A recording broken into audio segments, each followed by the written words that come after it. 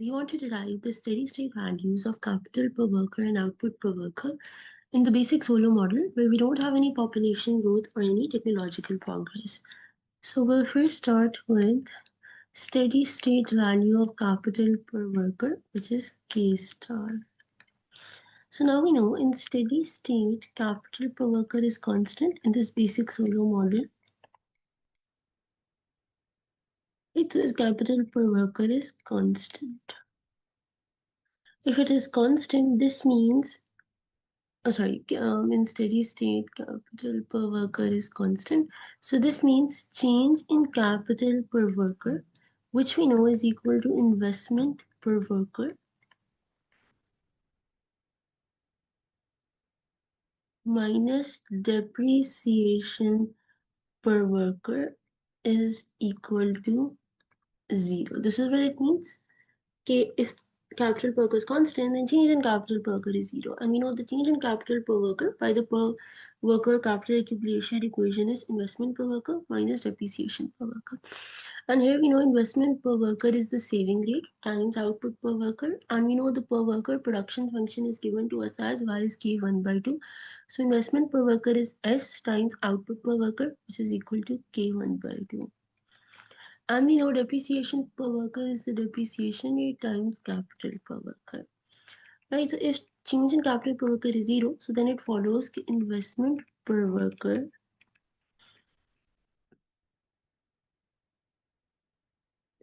which is SK1 by 2 is equal to depreciation per worker. This is what follows.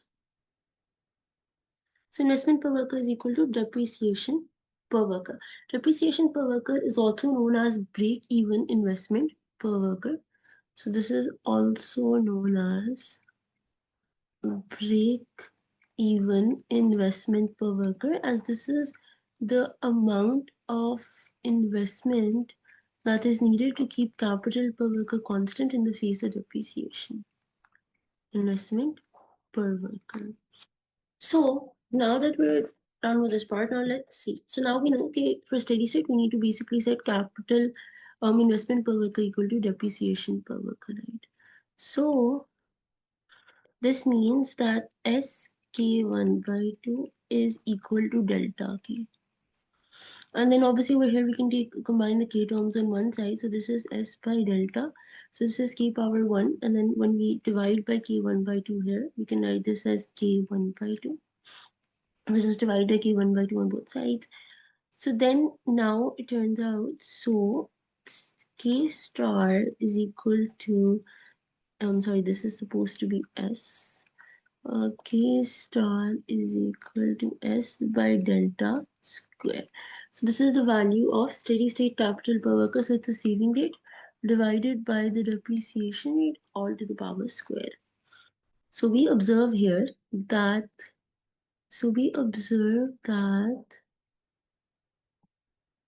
K star is increasing in S. Okay, when you increase S is increasing in S. When you increase the saving rate, the level of steady state capital per worker increases and decreasing in delta.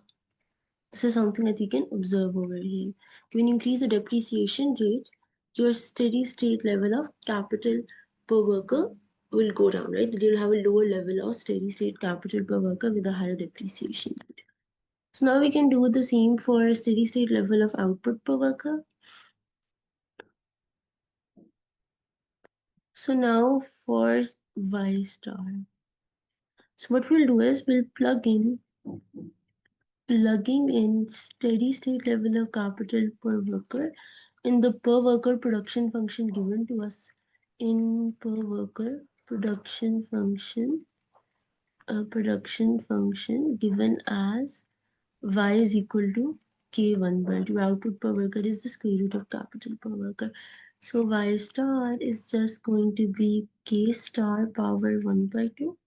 So this will just be s by delta square. This was steady state level of capital per worker that we found, and then we'll just do a square root of this. So this will just turn out to be equal to s divided by delta.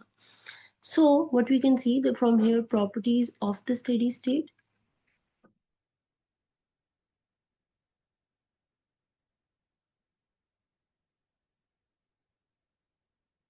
So higher saving or investment rate. So higher S, which is the saving or investment rate, means higher Y star. We have a higher level of steady state output per worker.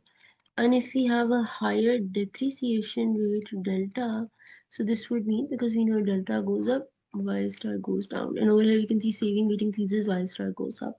So this would mean we have a lower level of steady state output per worker.